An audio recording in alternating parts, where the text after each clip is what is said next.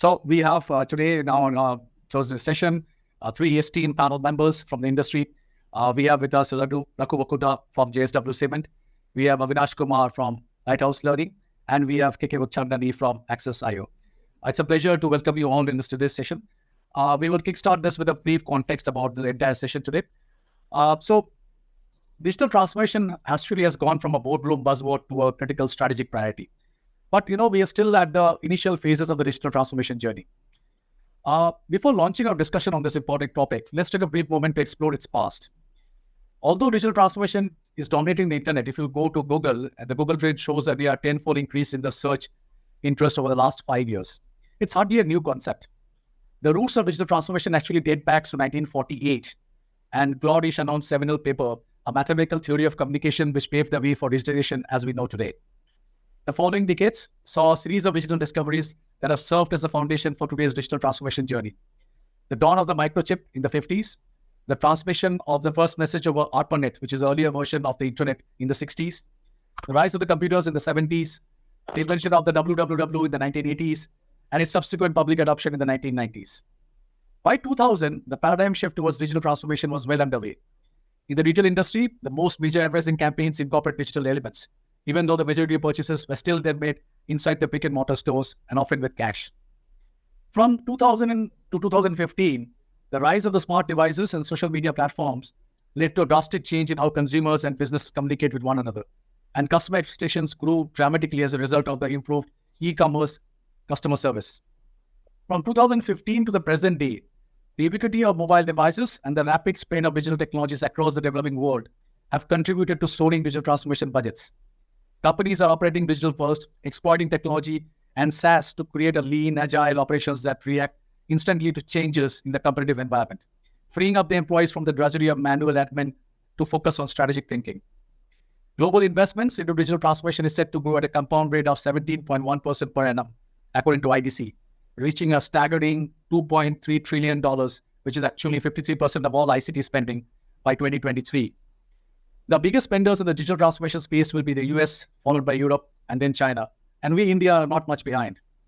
Financial services, encompassing banking, insurance, security, investment, has seen the highest digital transformation outlay of any industry so far. Today's session will focus on digital innovation accelerators, navigating the roadmap for transformative initiatives. From emerging technologies to agile methodologies, we will navigate the roadmap, sharing insights on successful implementations, challenges faced, and the evolving role of innovation in shaping the business future. So with this context, I would like to throw the discussion open, and I'd like to put forward the first question, okay? And I leave any of the gentlemen to pick it up. How important is it to have the digital factor in future enterprise business model? How critical is a digital factor in a business model? Whoever wants to go first. Yeah, Mr. Evangelist, I think you're the man to start.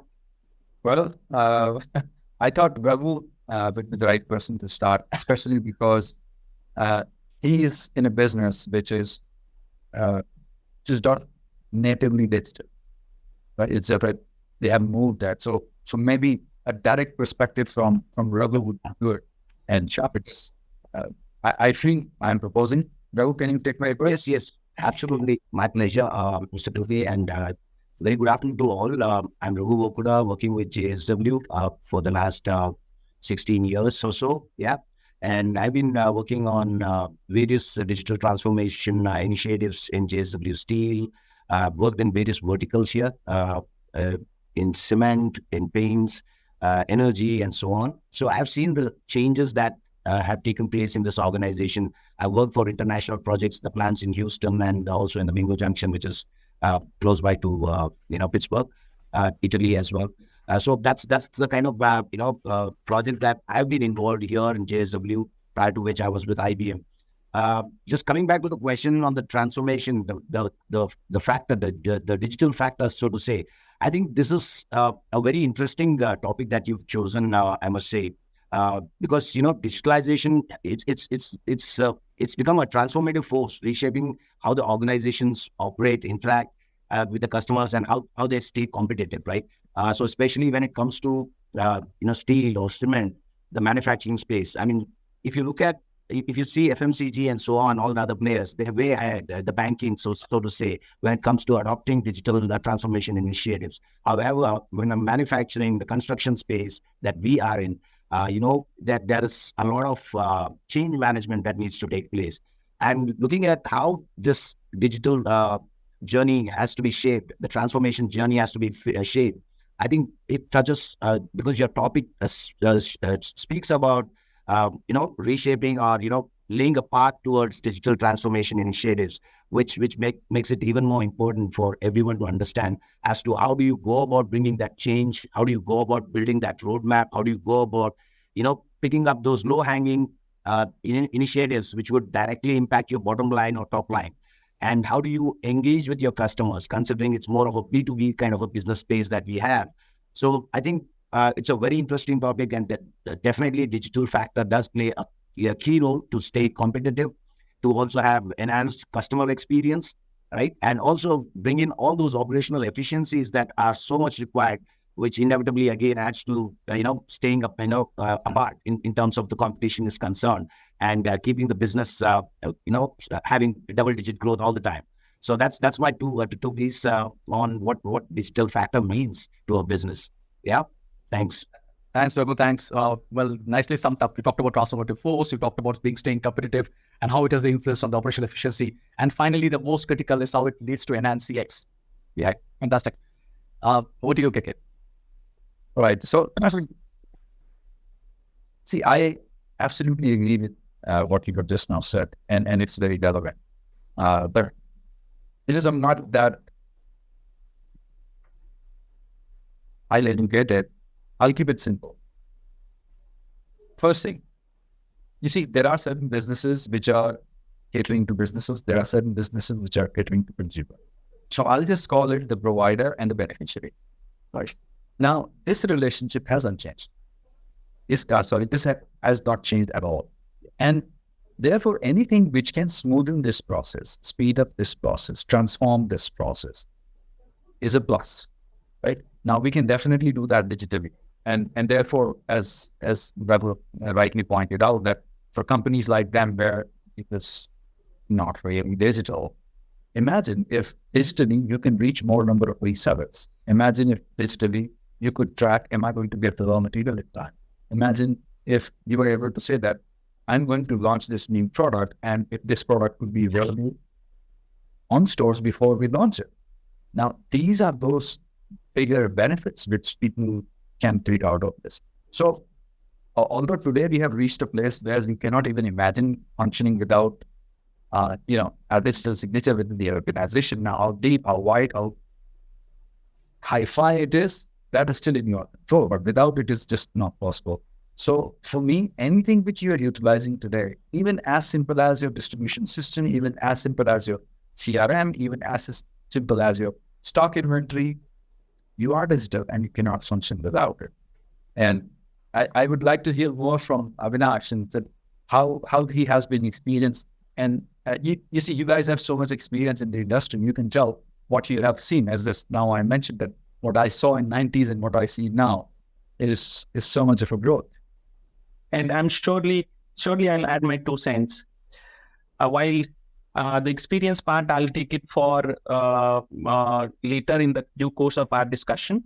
Yeah. I guess if I reflect on the question, that's how important is the digital factor, I guess I construe this question in broadly 2 parts and 2 dimensions.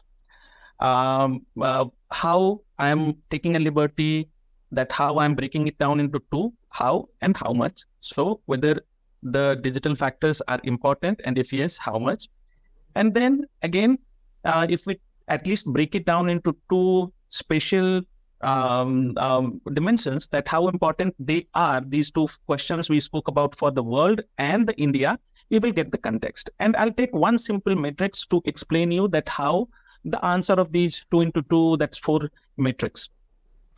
If you look at the 2 important industry indices in India, let's take NSE or Nifty, and if we compare the constituents of it in 2010 with 2022, and likewise we do it for US market, where leave apart NASDAQ, you take another index and then see the weightage of the companies which transformed and which, between 2010 and 2020, it will tell you that where this overall market is moving. So while NASDAQ were always tech-led, the other index in US, if I remember correctly, in 2010, we had about 20 to 30% representation of technology-led businesses. Now that has gone to 60%. In India also, if you take businesses which were brick and mortar in 2010, which is now, depending upon your take on where do you classify Reliance, I would classify them to be tech-led now rather than the petroleum company. That has also seen 2 to 3 folds increase. And if you have to just project it, let's say for next 5 years, next 10 years, you will get the clear answer that it's not a matter of how or how much. It's a matter of survival and thriving. I would say you are lucky that your business can survive without digital aids, digital systems, digital business processes. But if you want to thrive, you have no option but to embrace it, you leverage it, and imagine how you would like to do business along with technology and how it can be integral part. Absolutely, Avinash, well put. In fact, I am very tempted to just add on a few more points to what you said. So even if you look at the Fortune companies, Fortune 10 or Fortune 20, over a span of last 10, 20 years, you can see the increasing change of the type of industries, okay? And you can see from the legacy ones how they moved away and technology is coming. So that was one dimension. The second dimension, if you look at Standard & Poor's 500, the lifespan of companies have come down. Today, as we speak, it's around 15 to 18 years, okay? So if you have not adopted this technology, okay, the death knell is nearby. You're going to be fossilized very soon. Fantastic.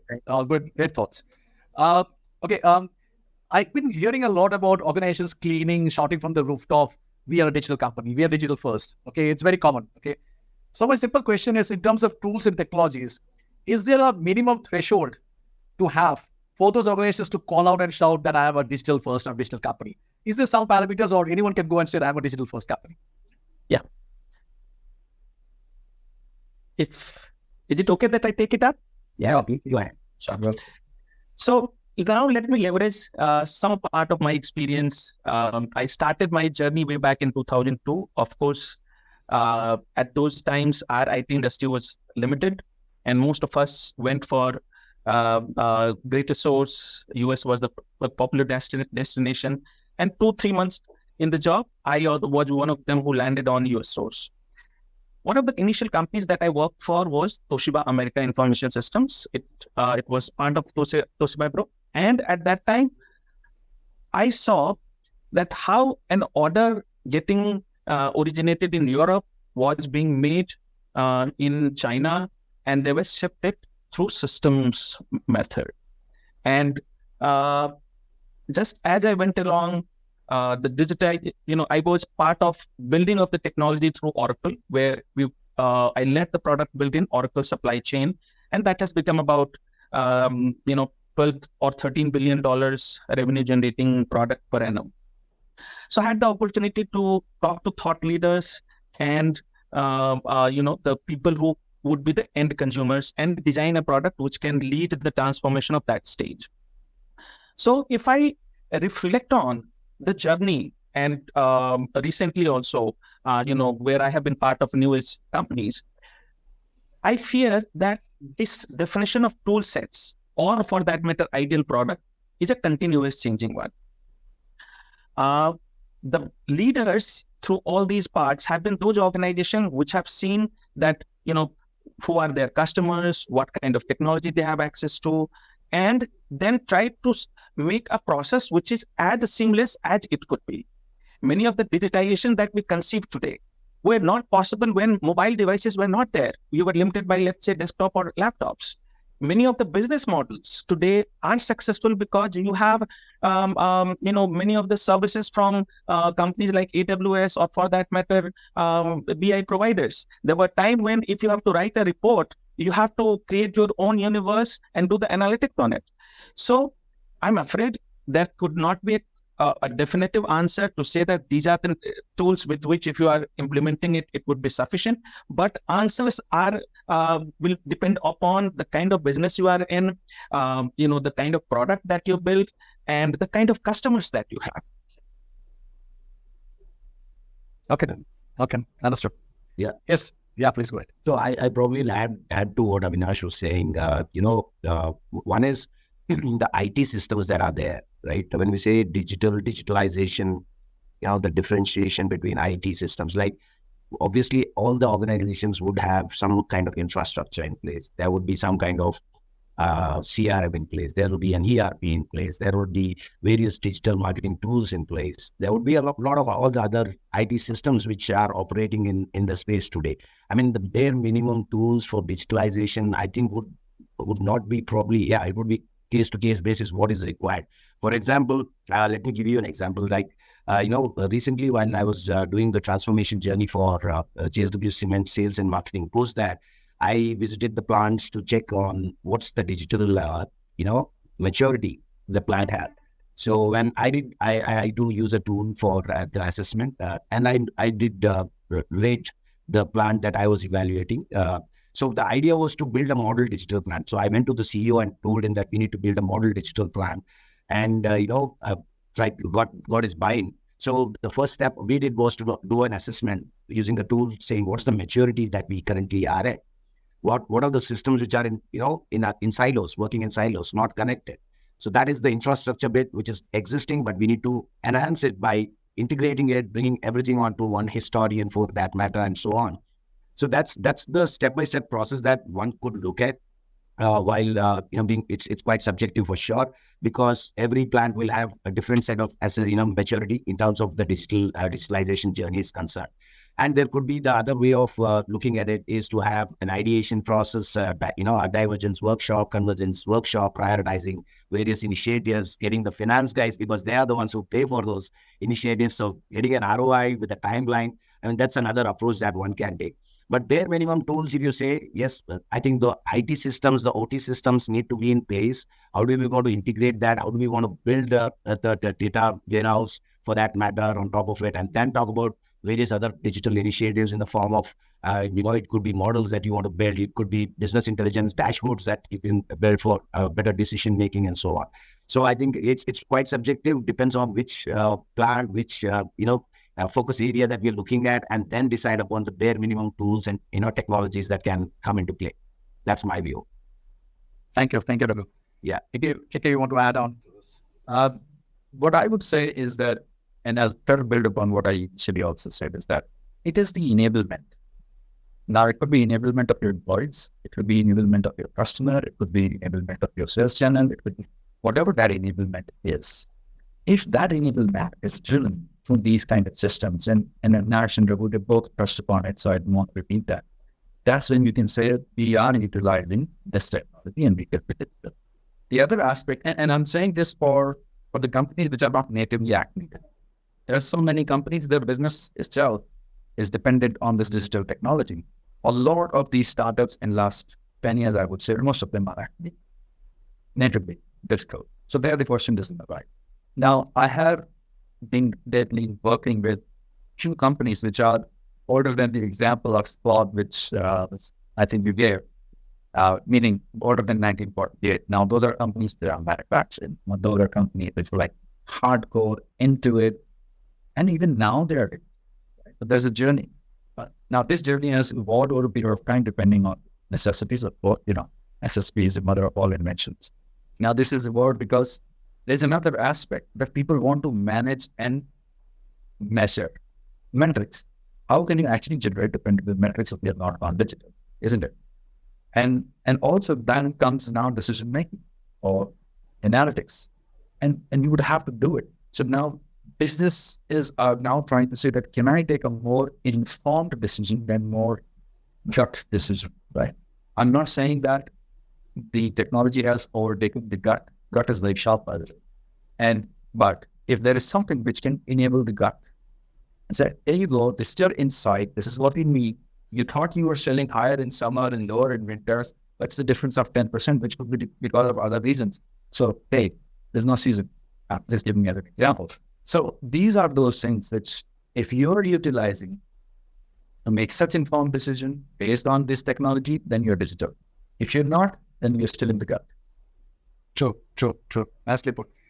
Yes, so it was very clear from basically that it depends on the business, depends on what space you are in. And obviously, as Raghu said, IT, OT, the part of enablement you talked about, KK.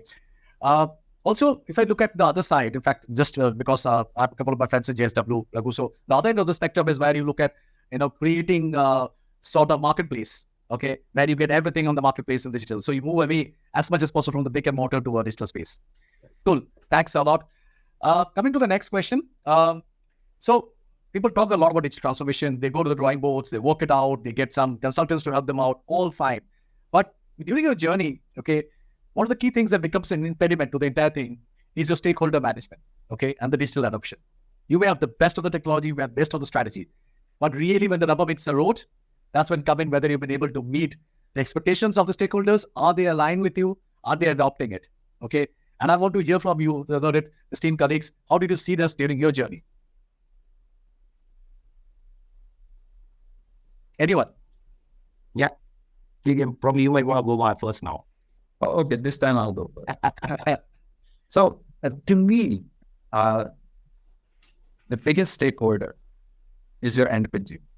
No matter what business you are in, it doesn't matter. Seriously, it doesn't matter, because you may create the best technology, and if you don't have a buyer, because, for example, iPhone was not the first touch phone, right?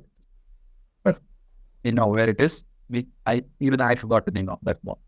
So the point is that the biggest stakeholder is your end consumer. And why do I say so? Because any business is chasing money, and what is the source of money? So if you are actually able to make them happy, make them faster, and repeating, but for me, the business value is when you add value for the money which you pick from the market. Simple as that.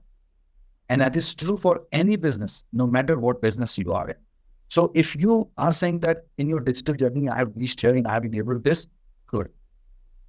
Let's take the example of manufacturing again. You want to automate the manufacturing. You want it to be trouble-free. I come from a background. 30 years, I learned that you cannot move quality from here to here. You have a compliance, you have an FDA, you have a CFR, and. But the moment you want to bring a system, you have the whole unit standing against you. It said, no, we cannot do it like this. So if you are able to convince them and consider that they are also the stakeholder, because unless that is fixed, no matter what system you have, it's not going to help. So you make it easy for them to be clean, make it error-free, make them feel that, you were able to do it in 10 hours, now you can do it in 6 hours, but your salary stays the same. Or we'll give you job security. Or F, only you want your family to see you working like this. So if you are able to convince stakeholders, being your consumer, stakeholders being your workforce, and then comes the stakeholders, which is your company's brain, right, who are making these decisions. And that's when you say, okay, with this, now you can decide whether taking an example from 20 years ago, now you can decide whether it's time to buy stock now, or you can wait for a month, or you're already late by 2 weeks. So that's how I would see very practically on this approach. And as always, my approach is more simpler on the ground. And if I'm underwhelming, I'm sorry about that. So, Avinash, would you like to add? Surely. So if I reflect on my journey, I guess a few things stand out. And I'm taking the question in the context that while you have made your strategy, you are clear about what you want to do. And then we are talking about post journey, that what makes it successful, what makes it unsuccessful. In my experience, following things has worked. In first part, having a good priority where you put your thought, because ultimately digital initiatives are a set of programs, projects, or initiatives. So if you put your thought that what is a one which will bring a substantial value to your organization, but will take lesser time and will help you build your credibility. In my experience, I have been trying to do that product, project, or /initiative as the first item. Because when, let's say, if I reflect on my experience at Avas was an organization which was just invested by a private equity. They invested at 950 crores. It was completely brick and mortar organization. And they had a vision that in about 3 to 4 years, they would like to do an IPO and take the valuation to about 4,000 crore plus. If I have to settle in this environment, my first project has to be success. While there is a longer story, the first project that I ended up implementing was on collection. And the logic was very simple, that if I'm able to improve the NPA by 0.5%, it will add about 1,000 crore in the valuation of the company. Because that's how your home loan market and related company valuation goes. With this, I got alignment of my investors, my CEOs, and while execution side was not as big as, let's say, a project which says that you want to increase the lead generation by 200, 300% from digital media. Surely enough, the stakeholders were more internal than external. When we did this project, we completed that in about 2.5 months. And in about 4 months, we started seeing the result. So by 4 months, I had many people who now became a champion of digital transformation, and thus, getting a buy-in from other department, other business units became a lot simpler. So sowing early and substantial success has been the key. Second factor which has worked for me is developing the shared goals. So if you are able to sow a vision, be a champion that how the world will look like post this transformation, and be genuine.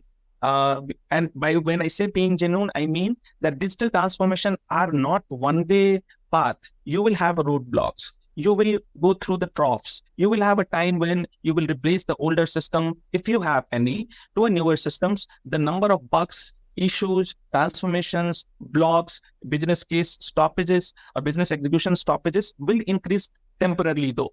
So if you have a champion, let's say this transformation affects finance department and CFO is with you, your journey becomes a lot more simpler.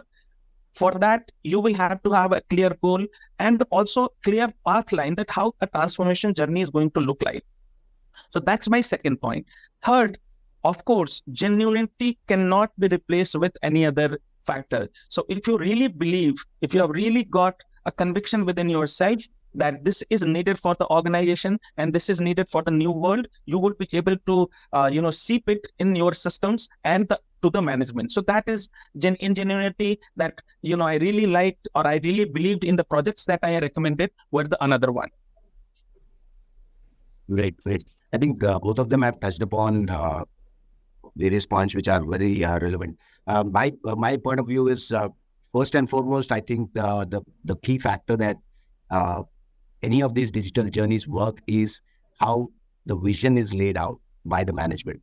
I mean, how visionary one is. So if I look at JSW, I look back in 2009-10, that's when the JSW management team decided at the helm to start moving towards new age technologies, the implementation of SAP, bringing in Salesforce.com as a CRM, SAP, Ariba, all these systems which were robust, tried, tested for an enterprise level of for a group like JSW. So, bringing those things in place, the change management thereafter. Now, after which we got into this digital transformation journey called Project Athena, where we started with ideation from all the plants, then, started screening those ideas. And, the senior management at JSW were involved in screening those ideas. So that was a one-day workshop where people were given to vote on the ideas and so on. Thirdly, there was this execution teams that were created, which involved a digital, a SPOC. It involved an IT SPOC. It involved a business owner who's the owner of the ideation processes involved. There's a finance SPOC, so that this team of 4 would be the one driving that project. So finance will get back with the ROI. The digital SPOC would manage the project, govern the project, ensure it's not slipping, flags off any issues. Process owner is the change champion. He's the one who will drive change within the organization and in the place he works. And obviously the finance, as I said, the IT is there to support, to keep the operations lights on.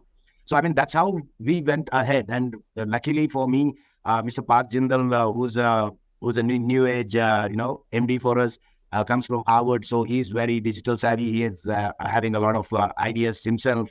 So it's been easy for us. But yes, stakeholder management the perspective for, execution of digital projects. I think forming a team, the execution team, and then there is a governance team on top of it. And finally, the steering committee managing this to bring, confidence at all levels is the key for success of such projects.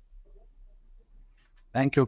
Well, that'll be awesome. So, we've done a lot of ideas starting from KK, the end user, obviously one who uses it, obviously has to be the one who's absolutely have to be sold on this idea. But then the vision of the management, we talked about top-down approach, the ideation part, execution, the steering committee, and also the key points which Avinash talked about, sharing the success, sharing the shared vision, and having the conviction, passion into the whole thing will drive it, propel forward. Awesome. Fantastic.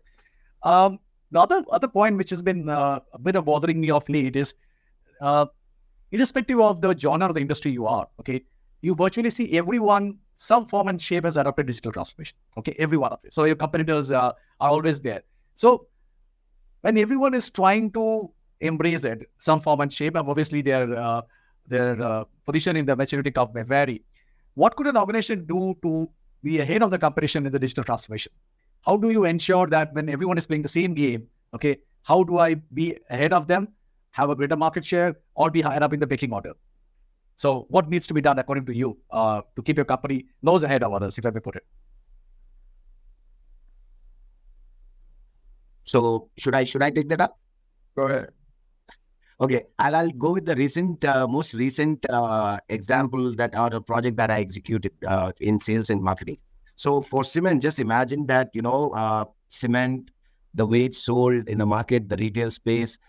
Talking digital there would be, people would look at you, make strange faces at you probably. But, the way we started is, I knew there was Salesforce as the CRM for us, but it was just a transactional system. So we went ahead and built mobile apps, which would be sitting on Salesforce for our internal employees. Now, internal employees, what would they do on this? One is have all the set of information that they need when they go to the market, to the counters, to talk to the dealers. Now, we also realize that they are representing our brand. Now, what is that they need to speak, and how do they go about doing it uniformly in a very honest way? So we said, let's go ahead and give them more, a methodical, a guided approach to talk about A, B, C, D, E.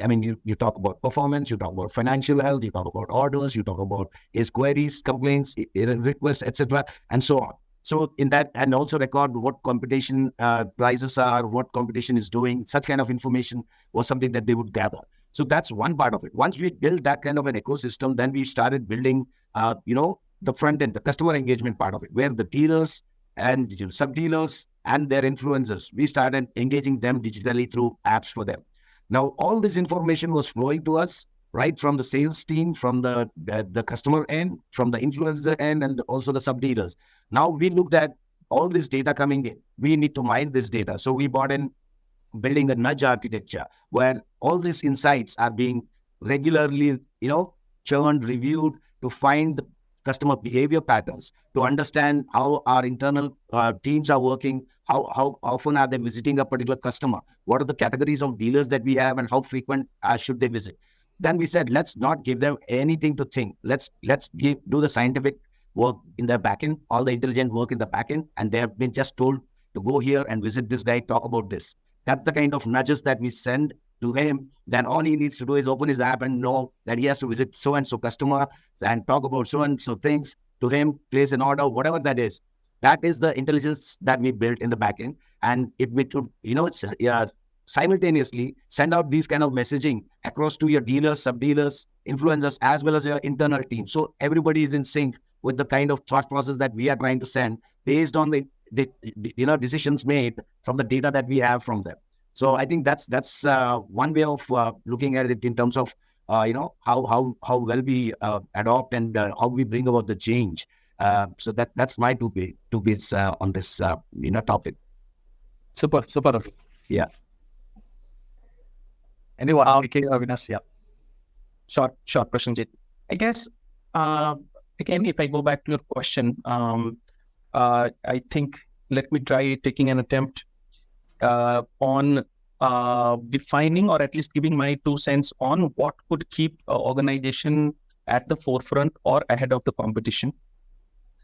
Couple of examples if I reflect on my experiences. Again, one was with my last organization, Lighthouse Learning, where it was another school. And second, Avas, which was another brick and mortar home lender. Now, if I reflect on these two organizations, they are considered to be companies which has set the benchmark in their respective industries.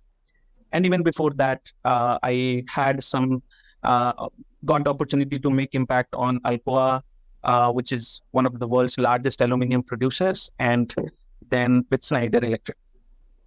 So one factor which is common in each of these is, rather than being a champion of digital transformation, you have to do some bit of analysis and forecasting of how the industry is going to look like.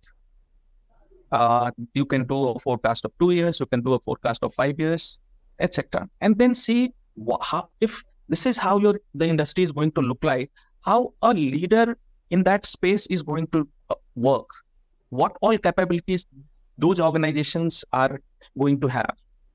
So with that vision, if you conceptualize your project, it really becomes you can really leapfrog the overall competition. And fortunately, if you become a champion, hopefully that sort of analysis, that how your market is going to look like, and hence what all capabilities your organization needs, will hopefully keep you in the forefront. While day-to-day requirements, pushes and pulls of different departments, the overall budget pressure may push you towards other projects which may be transactional in nature. But it's okay to take a breather, identify the ones which are important rather than urgent, and put your maximum energy in, putting your, in executing those, putting the best guys in those projects. Simply worked for me. Okay. Thank you. Yes, KK. Yeah, so I'm actually excited that you asked this question. And I'm going to say something for which I'll have to first say with regards that Raghu and Abhinav. This is my experience because I was always carrying the technology for the businesses. To become ahead digitally for any organization, the efficiency of the digital team, the IT team, has to be very high. They have to understand what they're doing. And if we feel in an organization, the IT team is overworked, overburdened, very busy, sometimes kind of really under pressure, that team will always have a little bit of more number of challenge in making that digital progress. Now, what is causing all this is because in the race, and I think I will pick this statement from Avinash, instead of becoming the champion of all this technology, you first settle down, think. So what has happened is that technology has changed very fast. For older organization, and there are a few I'm working with right now, their modernization journey, there's a trail. It's a comment, right? Technology change, oh, let's do this. Technology, oh, let's do this. But what about that? And that is left behind. And therefore now, it is so thinly stretched that if you want to do a transformation, impossible. You can do enhancement, but we are not looking for enhancement, because if we still continue to be just enhancing, we'll just completely miss out. And therefore, it's time to just take a step back and say, hey, let's not repeat what we have done earlier. Just quickly adopt something and then say, well, now we have this on .NET, and this we have classically developed on C++ or Java or something. They will never marry each other, right? So what we are right now doing with organizations is to retire a few, re-architect a few, but bring them to a place so that you have a chunk which is a family, right? And then you speak about, now I want to go to the next level. That'll be much easier. And not only this, the overall business impact which you will see now will be measurable, and you can say, I'm proud of it. I have seen that you deploy a system which is like high tech and all, and it enables 40 people in the organization. The CEO is not going to see the business impact of this. The CEO said, you spent 3 crores for this. With all due respect, some of the CEOs I also know. And I think Raghu started with that. I'll have to use Hindi. Yeah. Bottom line ka kya hua? Right? That's the way it. And there we said, oh my God, I thought I'm doing an impressive job. And I put, in the interest of time, I put everything on the line. And my CEO says, kya hua? Well, meaning, so if I have to put it in a policy, that we put all this effort of bringing the technology, making the change, and blah, blah, blah. And because it does influence or enhance only 40 people, the total business impact is little.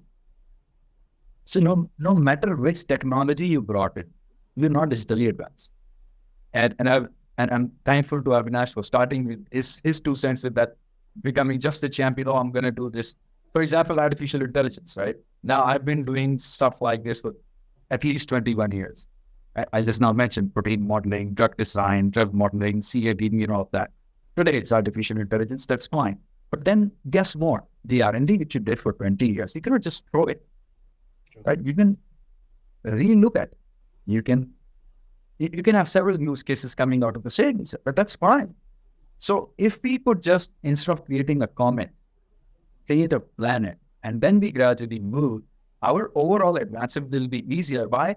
Because let's say you want to move, SAP HANA is the latest, and everybody's moving in that direction.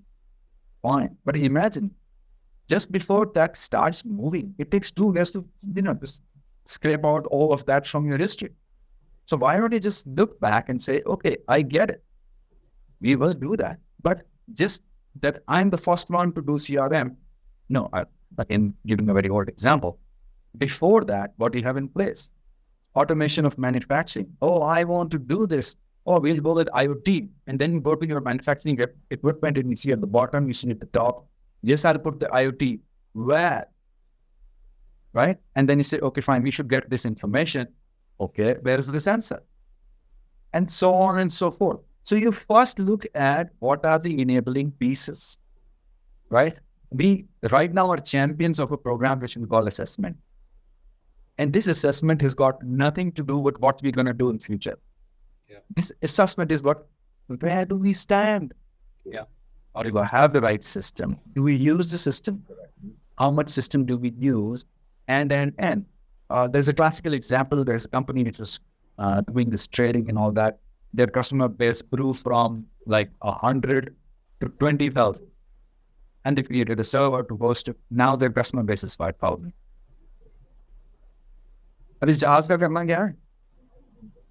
Just to create the impact. Now you know that. What do we do with this spaceship which we built from going from Bangalore to Bangalore? Is it? Sure. So, if you want to be digitally ahead of the game, you first use this. Don't be very excited that I have a new technology. Although coming from a technology company, my CEO will say, "Kaisa." But for you to have the impact of the technology so that everybody remembers you were the one who brought this change to the whole world. Sorry for a very long answer. It's just that I'm so excited. I'm, for involved in this modernization. Yes. Legacy companies. One of them is looking at 400 applications. So I thought this is how they will become really advanced. And once you fix this, then you know that yes, inertia is a problem, but then inertia is a benefit also because when you move it all together. Sure. So thanks. Thanks, KK. Yeah. Thanks, KK. Really, it came out from your heart. It was quite evident. Okay. We're going to do a bit of pivot out here. Bit of a role play. I'm going to request for the next 2 to 5 minutes, each one of you forget that the role that you are currently in, and assuming that you are in one of the management consultancy firms, okay? And a CEO of a company, you can choose the vertical industry depending on your liking, comes to you and say, I want to make an organization digital innovative company, okay? And as the head of management consultancy, you have to give him, since the paucity of time, 2 points, okay, to work about. Which are the 2 things you're going to say to the CEO of the company, how he can make his company a digital innovative company? Which are the 2 points?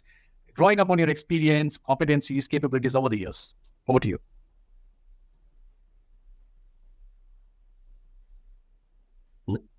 Go ahead. I mean, for me, it's pretty straightforward. I mean, the first one I would, the first one I would ask him is to do a digital maturity assessment. Number one, to know which I think KK also sounded that off, to know where we stand, where we are, before we even talk about chalking the path ahead. And the second one is definitely the blueprint or the roadmap that he has to make the organization a digital innovative company. So I think these are two things I would expect from him, or give my 2 cents to him. Fantastic. Avinash, just to go. Yeah.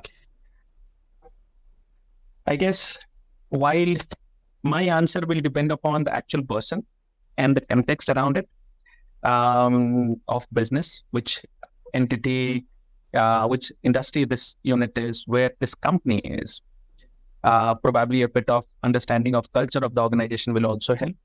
Okay. Also, I would take into account the kind of investors that who are there backing the company and what their visions are. But having said that, I guess my 2 main points to them would be that let's first chart out the business plan, which is again from my previous point. And second would be that let's agree to a measurable outcomes that we are going to use in overall transformations. So these would be my 2 main points that I would say first to my CEO. Business plan and measurable outcome metrics. Okay. Yeah. Over to you, KK. Sure. Since this discussion is with the CEO, it would have to be in 3 directions. However, I'll start again with where Avinash started.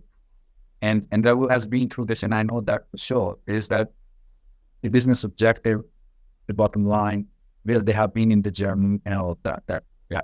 However, I would keep this in 3 pieces. And because I have to merge and talk about a wheel proof, I'll merge the first 2, sales and marketing, and the second and business. Why sales and marketing? This because everyone thinks that if you are able to enhance your top line, you will be able to enhance your bottom. And there's some truth in that as well, isn't it? So anything which is helping them enable more sales, being stop leakage of C, give you new avenues of sale, D, giving new markets of sale or new use cases or new usage, something which can help them with that will be useful. And along with that, when I said marketing, is that whatever you do, how the market perceives you is very important. If the market perceives you make the best phone, then even if you make iPhone, you are the biggest company.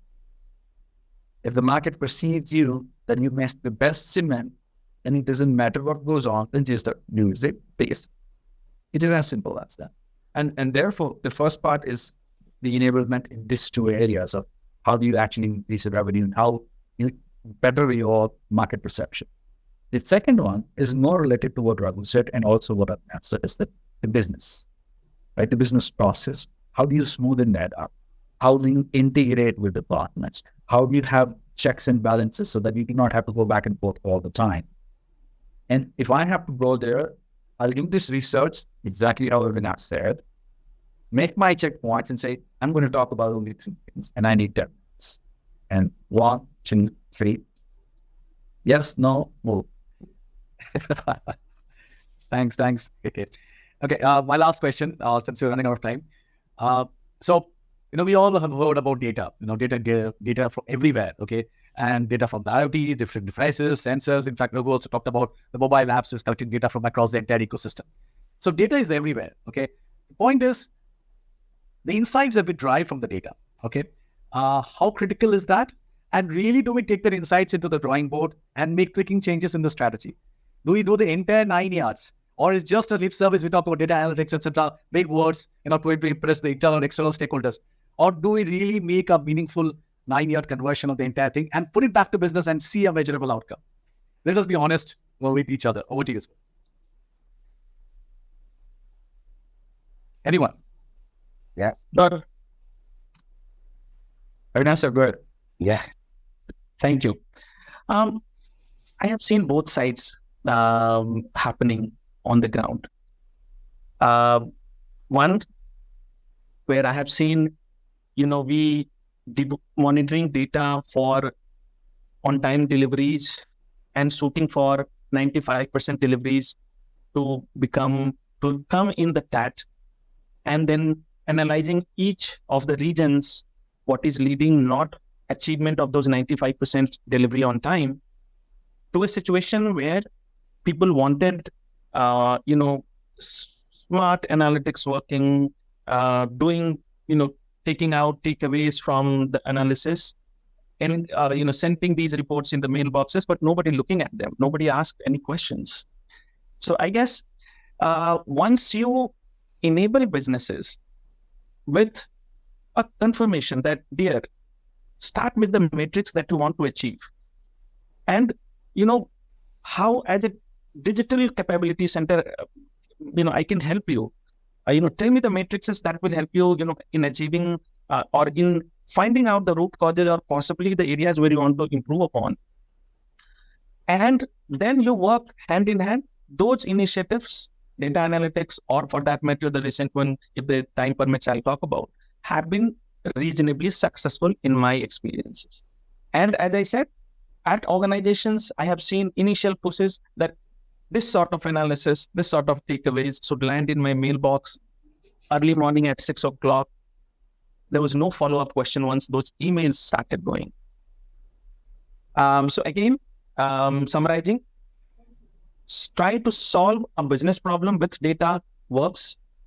Others, I have not seen working. Thank you, Nash.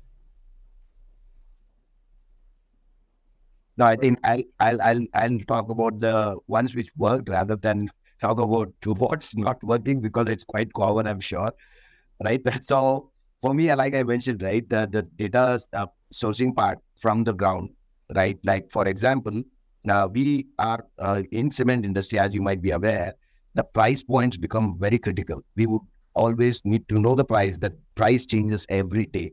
So what is, either you source it from places like Crystal and so on, or you'll have to leave your field force do that job. Now, because of this app that we built, right, we expected, as I said, a guided mechanism in the app. When he checks into a particular counter, it is geo-fenced and geo-tagged, without which he cannot check in elsewhere, right? So the moment he checks in, once he discusses performance, then he talks about the aging invoices. Then the third one comes the market info. In the market info, we have made it a mandatory provision for the territory that person is going. He's supposed to select those benchmark brands and the WSPs, RSPs, and bill, the invoices price there.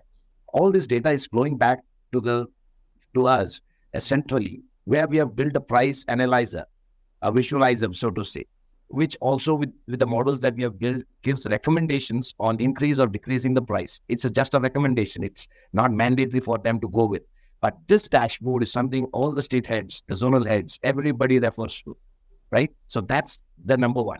Now, number two, basis that, we still noticed that there were challenges that the prices were varying. There were erratic inputs at times. So we said, attach the invoice copy of one of the products that has been sold along with the price that he enters. Now that the backend, OCR, blah, blah, we are trying to get that sorted in terms of having an automated validation that can happen. But yes, to answer your point, data definitely can be utilized the way it's supposed to be, provided the business actually needs it so badly. I think that's where it is. And, the business, that the teams really look forward to this report every day. Rather, we have given them the Tableau dashboards for them to go ahead and log in and view that real-time basis. So that's my view on this. Yeah. Thank you, Raghu. Sure. Okay, your comments. Sure. Before I say, let me just give a kind of a warning. I've spent 30 years in sales. So a report which goes to the sales manager, which after some period of time was coming to me, was very enabling for me. But it was opening a Pandora box for the sales team. And so I said, oh my God, I was doing this and it's now evident. So coming back to what Avinash was saying is that sales guy is never going to look up and come back with any questions. Please don't ask any question on that. So yes, that happens. So for every such dashboard, and Raghu rightly said that's such a business critical thing. They would love a dashboard like that. And in those cases, you were very right that when you picked your example, you were careful to say that I'll talk about what works, and it definitely does.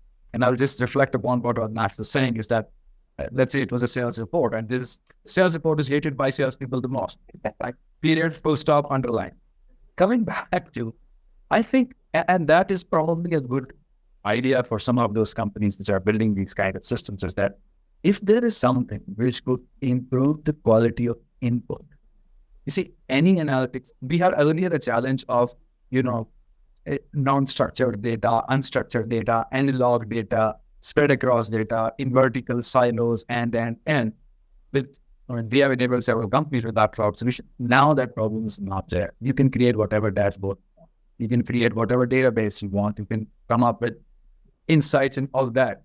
But trust me, even now, if the quality of input is poor, that decision is probably 5 times more poor than it would have been with the gut. And that's what I think should be the business idea for all these companies who's developing on different apps and different systems. If you could ensure, and like in case of Raghu, they ensured because they have IoT devices, they're geo-fenced, and so these are those things which are ensuring, or rather enforcing, to make sure that the right data comes in.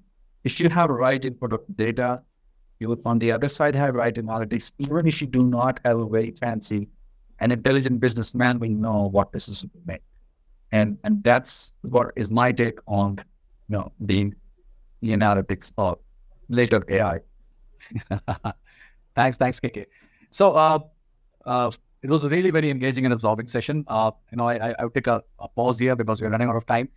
At the concluding part, I would request each one of you for your parting shot, because when this is going to be aired, there would be folks from your community who's going to watch this. Okay, so what are the 2 things you would like to leave behind for your community? Okay, helping them to navigate through the uncharted terrain that we are all grappling with at times. 2 key things that you leave them with, and if you could take 30 seconds to sum it up from your side, that'd be great. Anyone? I think Avinash should take the shot now. Surely. So I think first and foremost, guys, you have got this golden opportunity to make this transition. And in this wave of transition of industrialization, if there is one department which can make maximum change, it's you. It's the flag bearers of digital transformations. That's point number 1. So that's the opportunity for all of you right out there. And second, ultimately, the digital transformation is for business. We do not do it for sake of it. So if you are able to achieve actual change, and you should explore the ways in which you can do within your organization, that will be the ultimate measure of success. These are my 2 parting shots, gentlemen. Thanks, Avinash. Yeah, please go ahead. So from my side, I would say, and something which I have been very excited doing is, it is definitely the best time, because the requirement from both sides. On one hand, technology is pushing out to do it. On the other hand, business is saying, I have paid to resolve it. So this is the best time for you to be enabling that change.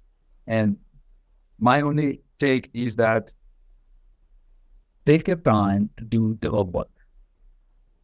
Don't jump, right? Take your time to do the homework. And why I'm saying so is, we have the company helping companies do their homework. Do that homework.